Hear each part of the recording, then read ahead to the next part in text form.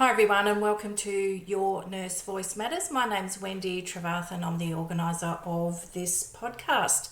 Today it's a solo podcast of me talking about my inspirations towards writing my first nursing book called Dear Nurse Me Reflections.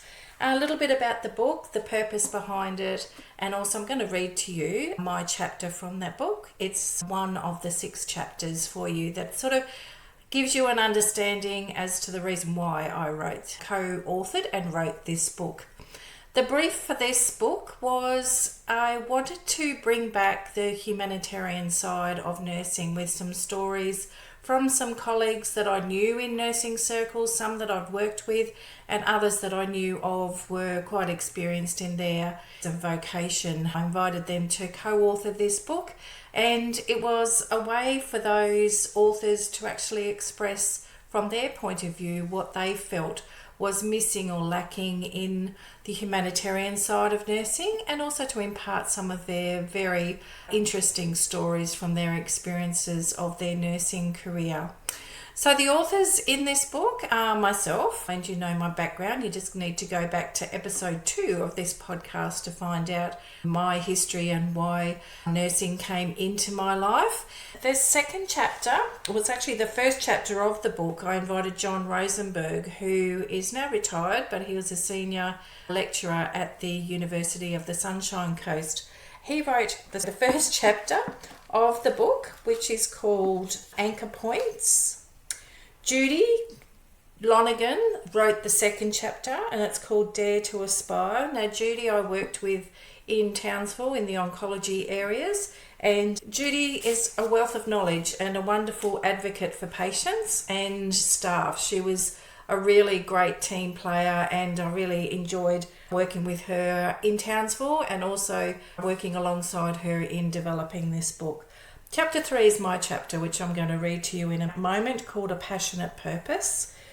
The 4th chapter is from Desley Joyce. Desley is still currently 2026 working as an aged care CNC in Townsville, and it was all about finding your niche from her perspective.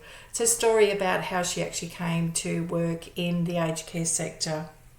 Chapter 5 is Chris Murphy fighting for a calling, about her struggling with some issues. It talks about her career path. She has cleverly designed it in 3 sections. The middle section is the story about her fight, and the 3rd section is about her recovery. And chapter 6 is To Be a Nurse by Jackie Morgan. Jackie I worked with on the Gold Coast, and a very inspiring nurse. And all of these 5 nurses have taken a different slant to the brief for writing this book about bringing back the humanitarian side of nursing. So this is my chapter, and I'll talk a little bit at the end in summary. A Passionate Purpose, Wendy Trevarthen. Dedicated to the humblest human I have ever known, Dad. Hi there, Fuzzy Wuzzy. Dad used to call you this when you were little. It stuck after being born in New Guinea, a surprise for Mum, Dad and Anne, and thereafter a blessing in disguise. Little did you know then how much passion you would have for others in your life, and that you will, time and time again, put others' well-being well ahead of your own. And now you've done it. You've been successful in your application to enter nursing school at the Goulburn Valley Base Hospital. You're about to don your first blue pinstriped uniform with its crisp starch cap, like the ones you used to see watching The Young Doctors. That proud single stripe telling everyone that you are a neophyte. But get that image out of your head. It's not real. It's a fiction depiction of what a 70s society thinks a nurse should look like. It does not show the end of shift rift, with the sweaty underarms and the dishevelled hair and the look of anguish of not getting everything done as expected. Whose expectations? And the wondrous look when you see the next fresh shift walking in to take over from you.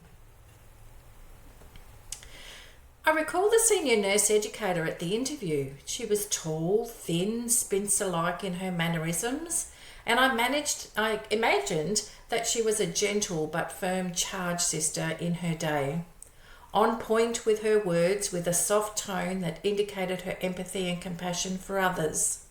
She had been in the nursing education department for quite some time. She quickly tapped into my reasons for becoming a nurse, as I'd not really worked out that up until that point. Dad. I told her my story and the impact that those feelings had on my decision to embark on the profession that has been in my blood ever since. The beginnings. Who would have thought that when that man walked into where you were waitressing at Waring Cottage, Victoria in mid-1985, it would lead to a conversation that would prompt you to apply for nursing? Something that you had briefly considered when your dad was sick, but pushed it aside as you thought you were not good enough. Not a Victorian native, but raised in Tasmania and hijacked to Victoria by your heartstrings. Why didn't you think of nursing 2 years earlier when you were in a bit of a quandary of what to do with your life, when Dad was in hospital with all those medical professionals around? That would have been the ideal opportunity to take a look, to see what was required, what hard work it is, both physically, mentally, and above all, emotionally. But you were overwhelmed at the time. So much was going on. Dad lying there with tubes in his nose and his mouth, and you walked into that ICU room for the first time after he collapsed at home, wondering what the heck was going on. It was the day after Australia won America's Cup in 1983. You got up to watch this with Dad early in the morning. It was so much for you that you fell to the ICU floor and lost 10 minutes of your life, only to be woken in a hospital bed in an adjacent room by the lovely ICU nurses. Looking back, I don't understand how they spent so much time with you when it was such a busy place, along with Mum with all her worry and shock, and our sister Anne explaining things as best as we could. After all, she was the nurse in the family. How Anne kept her cool was a strategy I was yet to learn. It was so difficult seeing him lying there, defenceless. What was this thing called Guillain-Barré syndrome? We'd never heard of it. I can remember the look in Dad's eyes, just staring us in amazement and owning that what the heck was happening to me look. But he was also telling us in those same eyes not to worry, that everything would be okay. But it wasn't. That day changed your life forever, and it will make you realise over the years how precious life is. Here one day, gone the next. David never returned to the physically abled, strong man that he once was, to be left quadriplegic, to lose memory of those 14 months in ICU, tracheostomy, ventilated, and then traumatised by the long recovery home. Guillain-Barré syndrome is awful. It attacks the myelin sheath of your nervous system, and little did we know that Dad was going to endure this from his time in Vietnam in 1971, developing a compromised immune system to become unwell 12 years later and develop this mysterious syndrome. It was through no fault of his own, serving his country and then being struck down at midlife during his peak, and at a time of us all needing a steady influence. How this affected my life was immense. I know that this family tragedy became my future benchmark to realise that every day you have on this earth is a blessing. Living each day to its fullest is what I aspire to do. Don't waste your time. Mum and Anne knew that if you would follow your heart after leaving Tasmania and make a path of your own, you will always have a stubborn, independent Scottish streak, determined to achieve some great humanitarian cause. Through that personal experience over many years, you really will show how you care for your fellow human. That is the core value that will take you through your life with every connection you make and every colleague you meet. So congratulations on getting through your interview and being successful with your enrolment. Your journey is just about to begin. The Three Amigos. Those 2 nurses out of a group of 18 that you're about to meet are going to take you through your 3 years and beyond. You will not be in the same shoes, but you will travel with them throughout your clinical rotations, medical, surgical, paediatrics, and then in the more advanced speciality areas. Even though they won't be physically next to you on each shift, as the junior nurses in the surrounding hierarchy, you certainly will share experiences with them during shift rotations, on your days off, and when you go back into your study blocks. They're going to be there to brainstorm and learn from. You will also share the gossip and the camaraderie and find solace in your inner thoughts that you don't really want others to know about. Swapping shifts will be possible with them because they are the same level as you. You will have that ability to be able to swap shifts around if you're wanting to get that weekend off, have a particular night off, or minimise those late early sequences that the junior nurses always seem to get. You will support each other to ensure that there is life beyond those clinical walls. During your 2nd year, you'll be going on a 6-week mental health placement at an institution called Mayday Hills in Beechworth, Victoria. Having a mental health hospital with that name like that conjures up a horrid thought before you even start. This was prior to the big transition to have mental health clients incorporated into the general community. The clients were extremely institutionalised, and I can remember feeling so frightened even to walk through the grounds of the hospital. We knew there was security around, and our nurses' quarters had locks on the doors so we could lock ourselves in. I do recall tapping on my amigo's walls in the middle of the night as a way of saying, "Are you okay? Are you still there? And don't forget me." We heard halfway through this placement the nurses' quarters housed ghosts, just another thought to contend with.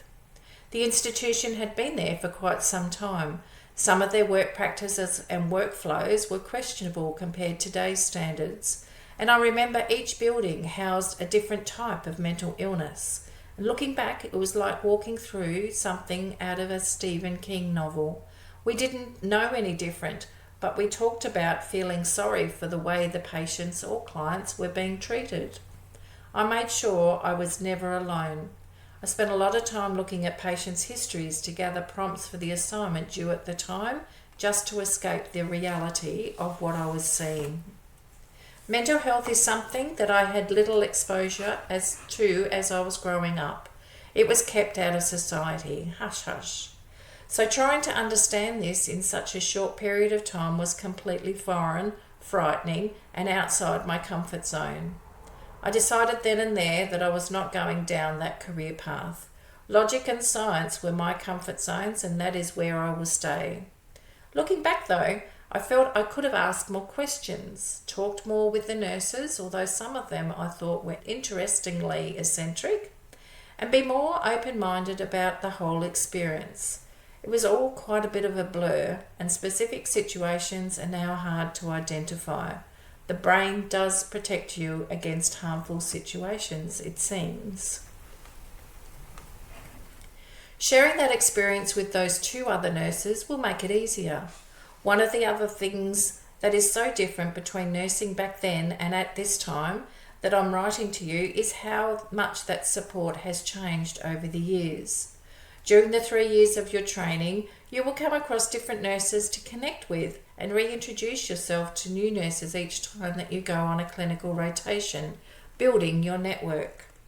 The ability for you to quickly introduce yourself to your colleagues, building trust and rapport is really important. That initial connection and the way others see each other for the first time plays a big part on how they will perceive your time together. One of the advantages of going through nursing together as a trio and within such a small group is that you will make those strong connections and build those connections over your 3 years. This will carry you forward into your future years. Make a good impression, show up on time, have a high standard of presentation, dress, speech, be curious, apply what you have learned and seek more information as needed. Let it snow. You will develop a social circle outside of nursing that is vital to build those relationships and have a bit of fun during the downtime as part of your overall well-being. This will help you cope with the demands of your nursing training. I can foresee ahead of one trip that you're going to have with these two amigos and their friends. It's hard to imagine that growing up in Tasmania I didn't have the wonderful experience of skiing down any mountains during winter. No, I was too busy getting frostbite on my fingers playing netball with my other pals, peeling off my tracky dacks to a skirt and a shirt, moving around just to stay warm. When one of these three amigos suggested that we go skiing at Mount Hotham, just a couple of hours drive away, one frosty winter morning, I jumped at the chance. Looking quite the part in winter woolies and all cramped into one car, off we went.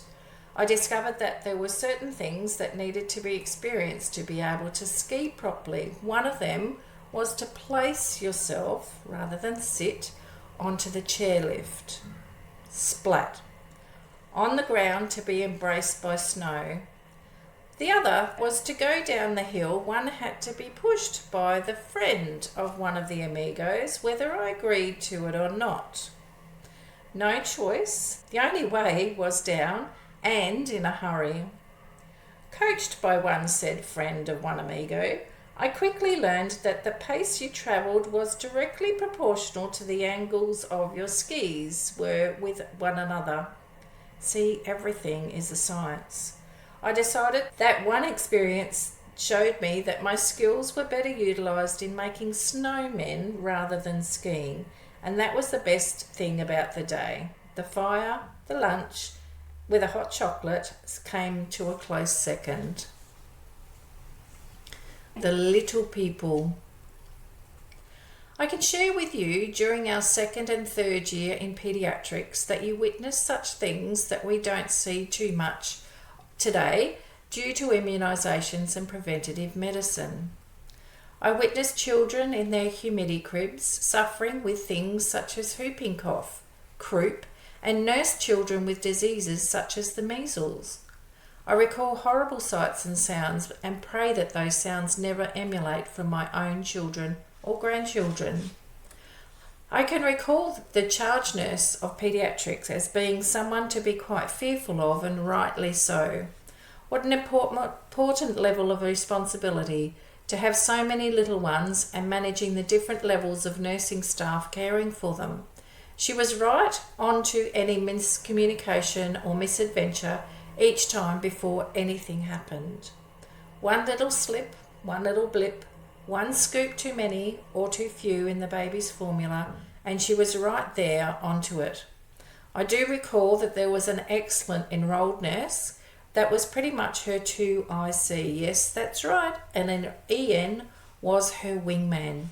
And I am grateful to have learnt so many things from our EN colleagues. So many of our basic nursing skills were taught to us by enrolled nurses who had been on those wards for a long period of time. They were our measure of safe, basic nursing care, reinforcing those primary nursing skills that we all learned. You will discover that these skills are loosely embedded in our current registered nurse graduates, especially those who have not taken on side work as an assistant nursing role while studying. When we came out onto the wards, the enrolled nurses were the ones that were the greater teachers.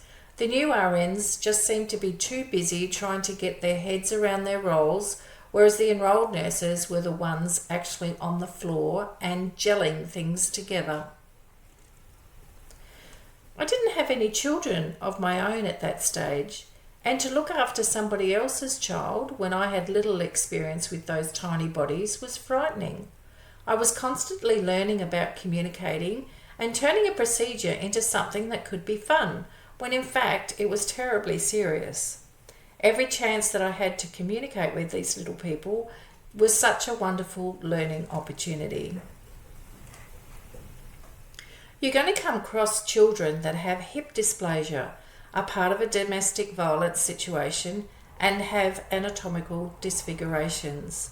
Such awful diseases and situations, but these little people just continue. They want to be smiling all the time.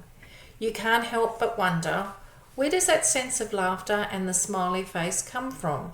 Indeed, they are brave little soldiers. You will also see later, after you graduate, children on the burns unit following some sort of accident. Your role there will be to promote healing and rehabilitation, to calm the children and the parents, to educate the families, to give them the opportunity to heal physically and mentally in a safe place. I recall one incredibly sad case where an overjealous sibling turned the hot water on her younger sister while in the bathtub, and she was unable to get out. The parents were none the wiser, as they mentioned that they had often heard the two girls squabbling with each other while in the bath together. That poor child, scarred for life, and the ongoing challenges she was to endure in not knowing if she would be able to bear children in the future. 5 minutes of inattention for a lifetime of struggle, treatment, and subsequent grafting as she aged. I recall caring for young toddlers burned from being over-curious with a combustion wood heater, or falling on an unprotected fire resulting in burns on the palms of their little hands. Once the initial phase was over, they did not mind having their hands in little plastic bags for a while until the blisters went down or they were debrided and then subsequently skin grafted. Playing games with their bandaged hands was important for them to heal and restore function as they healed and grew. As a part of working on the burns unit, you will spend some time in ICU, learning about fluid shifts and advanced airway management. It is not until your older years do you realise that during that time, a lot of information will waft over your head as a coping mechanism. Flashbacks of Dad being in ICU will be common during these short weeks, and you will discover that ICU or emergency department or even surgical nursing simply will not be on your radar career options. You will, however, develop a curiosity around burns healing, which will make you gravitate later in your career towards working in the radiation oncology area. What is cancer? Cancer nursing, the bits they don't tell you.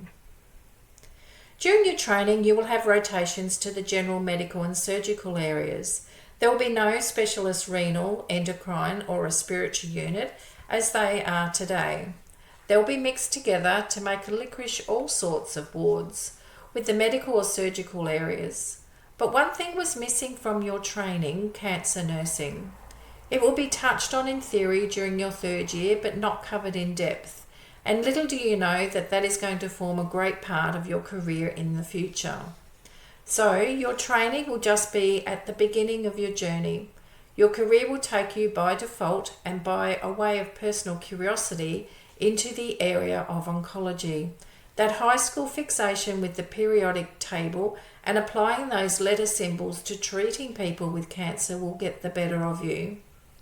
Little would you know, at the end of your training, you will have a misunderstanding that cancer relates to one disease, and this misinformation was quite common at that time.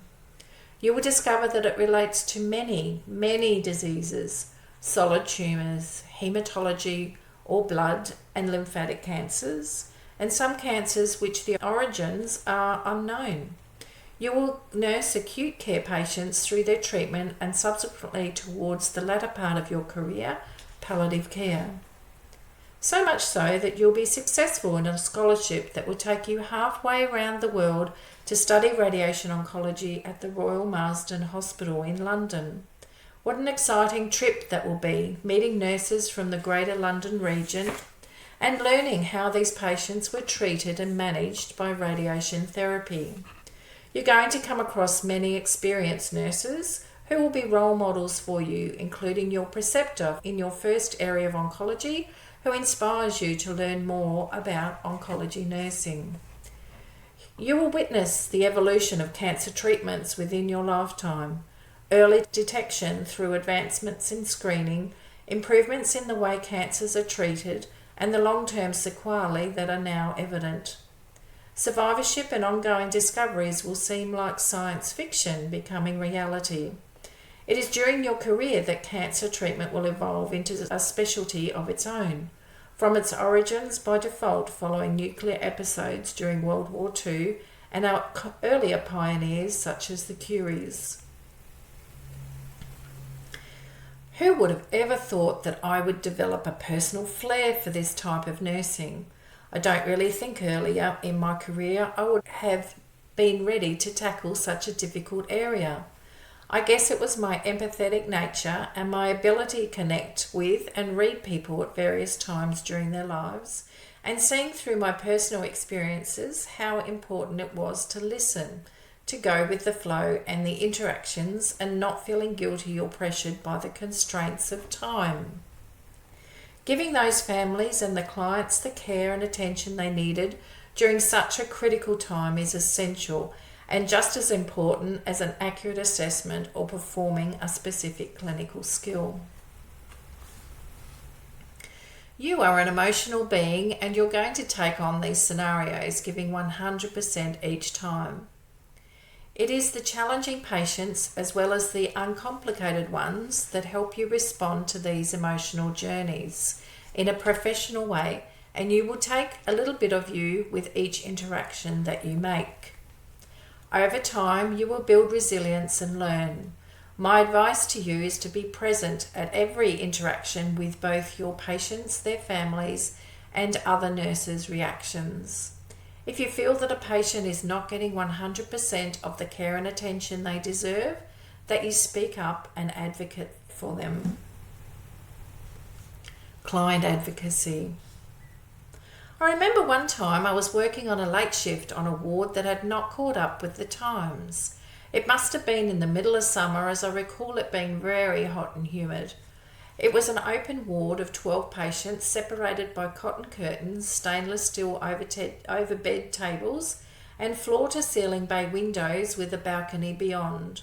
4 levels up, the windows were open to allow some venting breezes through, with the curtains bellowing in and out, a metaphor that was to come. The 4-bed male bay had one Indigenous man, who I recall was shy, only communicating when it was meaningful to him.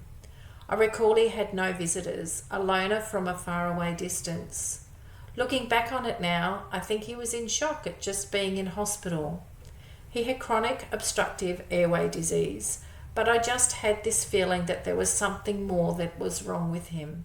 His body was extremely thin, with remnants of homemade tattoos on his arms and legs, and scars on his chest that looked like tribal markings. His skin was leather tough, weathered by the Australian outback. The first half of the shift was uneventful. Routine observations showed nothing out of the ordinary, but after darkness fell, this man became more short of breath.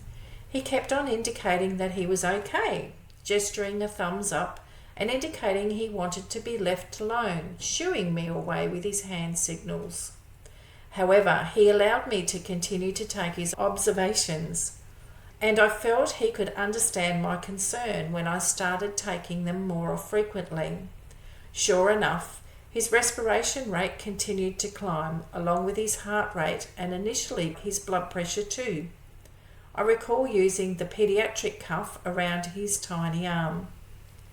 My team leader seemed concerned but did not want to bother the doctors, saying, "We'll continue to monitor for a while," which I did.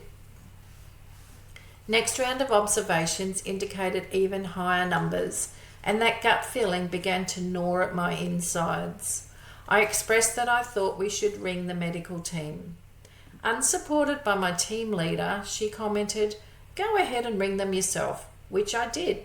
Sure enough, I was berated and belittled by the resident for bothering him. "Keep monitoring," came his response. It was close to the end of the shift for both myself and the resident, and I could read between the lines. I gave him a detailed account of the changes over the course of the last hour, and by this time my patient was quite distressed with his breathing. Ventolin had no effect. I was getting nowhere and getting more and more frustrated. Out of the depths of my frustration came the words, "If you don't review him now, I'll be contacting the consultant on call for his opinion." My team leader's jaw dropped, and I recall her snatching the phone from my hands. She then embarrassingly concurred with my assessments and encouraged the resident to review. 2 minutes later, he was on the ward. Within 5 minutes, a mobile X-ray unit was clattering through the ward, waking up everyone along the way. Sure enough, the gentleman had a tension pneumothorax and needed an intercostal tube inserted for the release of the accumulated air. The oncoming shift were keenly interested in what was happening, and handover was delayed by half an hour while we set about getting this man to ICU for overnight, getting this man to ICU for further monitoring and the care he deserved at least an hour prior. We all then went about settling the ward down again for the night. I reflect on this often and do not want to think about the reasons why the others did not want to do the best for this man. He deserved the care and attention that everyone else should receive, and I felt proud of myself for not only following the right procedure but also trusting that gut instinct, and prompted me to be curious and speak up. So as you look at these experiences, keep your wits about you. Continue to question if it is not sitting well with you, and support yourself with your data, as sometimes others need to follow your lead to enable them to have the strength to go forward. Don't listen to anyone that minimises your concern for your patients, but rather make sure to advocate professionally and to ensure that your patients are kept safe. Glass half full. There are going to be so many experiences in your nursing career that will give you joy and inspiration, allowing oxytocin to flood your system, which will give you a great sense of satisfaction. You are fortunate enough to be training at a time where you do an apprenticeship style of training, learning so much on the job. You're going to have the rotations through various specialties that are going to open your eyes to areas that a lot of nurses currently, unfortunately, don't experience during their undergraduate degree. Your training will follow a logical pathway, linking theory to practice with recent memory, so that you can apply what you're learning straight away. It just made sense. Someone is going to tell you down the track that you always have a glass half full approach, and say it with such a condescending way, implying that you need to look at the other half empty glass as more of a priority. Stick to the glass half full approach. It works every time. Be mindful at the same time of the half that is empty. Some people just do not want to top up their own glasses despite you leading them towards it. You're going to discover that people have different personalities and different ways of expressing themselves. Some feel comfortable about openly talking about things, and others are shy but find in their own time and their own way to process things. You are an introvert at heart. You like to have your own space and time. You have dreams to achieve and great things in your life, to feel some sense of greater purpose. But due to your quiet manner and silent achiever status, you often get overlooked. But you do recognise that at these times you need to step outside of that comfort zone and make yourself known to say what's on your mind and keep things safe. You can set yourself a task or focus on a particular issue to be able to get your point across. However, sometimes it may come a little too late and then the frustration bug bites you. Mind your words, fuzzy wuzzy, and be mindful of who is hearing them. You may see your ideas developed by others as a result. Be thankful in knowing that they are benefiting patients in the longer term. Your ego will be satisfied in knowing this. There is a lot of emphasis now placed on integrity, trust and respect, and you will develop the ability to put your words in such a way that your integrity is maintained. Providing your communication and your facts stay solid, then you should have no problems. Getting your point of view across and recognising your boundaries is key. So knowing when to step in and when to step out is essential. create boundaries for yourself using the circle of control method. You will use this circle of control for your own problem solving and share this with many other nurses over your career. Many will come back to you afterwards and show their appreciation to you for sharing this with them. In a world of education, nursing education roles have evolved to be a facilitator of learning rather than direct on teaching. When I was a nurse educator at the Townsville Hospital, I was involved with the apheresis training. This project involved the nurse unit managers of the units, the supplier of the apheresis equipment, and the education department, which is where my role was covering the oncology area. It is a remarkably interesting area of nursing and an attractive skill set to have if you are wanting to be involved with haematology nursing. To be selected to do this training was a recognition of your advanced skills in cancer nursing and your ability to perform procedures at an exceptional level. The role definitions of the nurses involved in this project proved to be the boundaries of who would be involved. While I had a strong interest, it was outside of my role scope, i.e. my circle of control, to be directly involved with the education delivery. I was in control of the framework of the education program. I had influence over the details of the program and expressed my ideas over the way it could be implemented. The final decision for the latter fell to the NUMs. So in this example, you can see how boundaries of control, influence and concern came into play. I personally would have loved to have become competent in this area, but I put this aside for the benefit of reaching a stage where there was a service provided to patients with the appropriately trained staff. So, young fuzzy wuzzy, you will have to put that ego aside at times, looking at the broader picture and do what you can within your circle of control that you have direct responsibility for. Not in a big bow tie. Your career is going to take you on a journey from not only being clinically based, but having broader opportunities to develop your skills. The beautiful thing about being a nurse is that you can develop along many different pathways. You can stay clinically focused, move into education, management, quality, research, and now even digital and technological opportunities are emerging.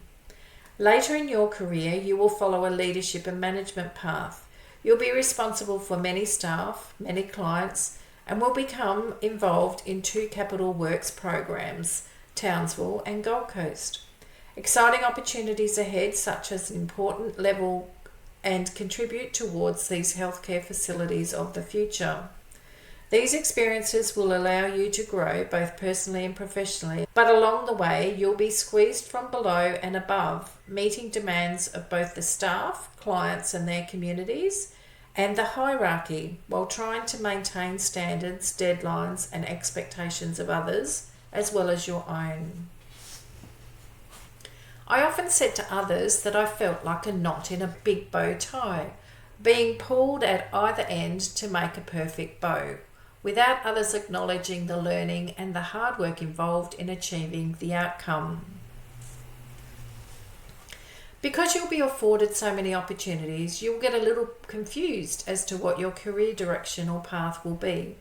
It's like picking oranges off a tree when all of them are ripe for the picking. This will seem to be the way forward in your career, taking these opportunities as they arise, and indeed this would be encouraged. However, you will not follow one mentor all the way through your nursing career. So in retrospect, my advice to you is to seek out 1 or 2 main mentors who are open-minded across the wider opportunities that exist and who can give you the direction that you need without being biased towards their own career progression. You may need to look beyond your direct clinical area for this, but they must recognise your core abilities and have your best interests at heart. Stay in touch with them. Use your reflections to guide you. Stay true to your values and tap into your strengths to determine where you will thrive. Stay in touch with the core skills that you will develop during your training. Stay in touch with the caring kind of approach that you have and the humanity within nursing that draws a greater majority towards this profession. Avoid developing helicopter arms in a busy environment. Use the standards of your nursing to critically think around the situation that you see in front of you and prioritise appropriately. Communicate well with your colleagues and recognise that what is not perfect one day will be on another. Finale. It's 2021. So much has changed since you started, from caps and stockings to scrubs and practicality, from putting water in the manual wall-mounted nebulizers to outbreaks of diseases that have not yet evolved. We are now living amongst a global viral pandemic like the ones we read about in cartoon magazines during our childhood, straight out of the author's imagination. You will live through others: HIV, Ebola, anthrax, and the evolution of nuclear medicine, now to a virus so dangerous that has put us into isolation from the outside world and each other, COVID-19.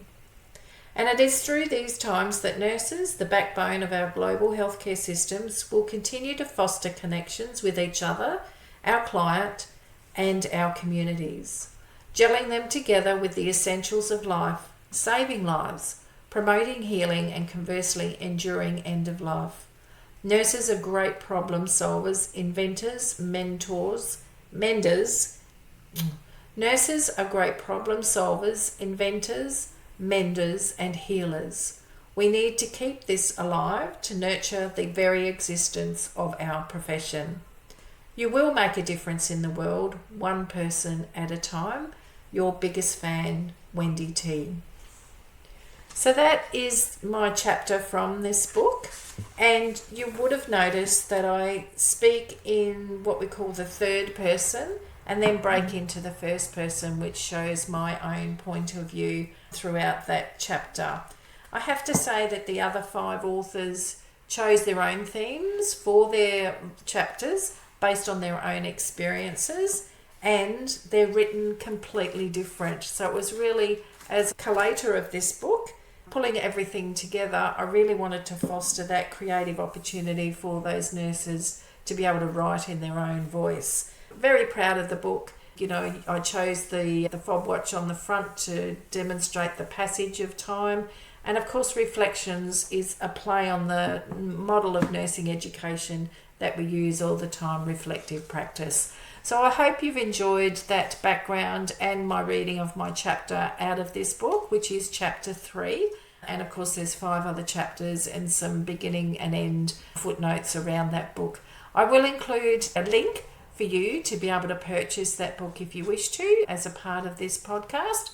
And yes, I hope to join you on the next episode of Your Nurse Voice Matters. If you know a nurse with a story to tell, feel free to introduce them to me, and I'd love to have them on as a guest. Bye for now.